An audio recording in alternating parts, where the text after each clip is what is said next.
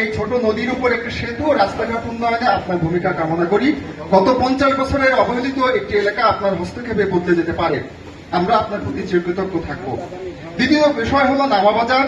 আমাদের এই এলাকাটিতে রয়েছে প্রায় 20 থেকে 30টিরও গ্রাম।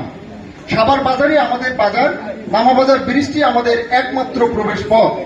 কিন্তু সাভারের এত সন্নিকটে হওয়া সত্ত্বেও গত 50 বছরেও এই সেতুটি কেউ করে। আর রাস্তাঘাটের এত করুণ দশা আমার মনে হয় বাংলাদেশের আর কোথাও নেই। খুলনা ইউনিয়ন পরিষদের 9 নং ওয়ার্ড ফোর্টনগরের এখানে আজকে আমাদের একটা ওয়ার্ড সভা ছিল। এখানে সাধারণ জনগণের কাছ থেকে আমরা তথ্য নিচ্ছিলাম যে তাদের কি কি প্রয়োজন রয়েছে এই ইউনিয়নে। এর মধ্যে প্রথম যে বিষয়টি উঠে এসেছে সেটি হচ্ছে আমাদের যে বাঁশের ব্রিজটি আপনারা এখানে দেখতে পাচ্ছেন। এই বাঁশের ব্রিজটি আসলে বাঁশের ব্রিজ না হয়ে এটা একটি সরাসরি ব্রিজ হওয়া খুবই জরুরি। এলাকাবাসী এটা দীর্ঘদিনের চাহিদা এবং এই ব্রিজটি না থাকার কারণে এলাকাবাসী সাধারণ যে রোগী যাদেরকে আছে তাদেরকে হাসপাতালে নিতে অসুবিধা হচ্ছে।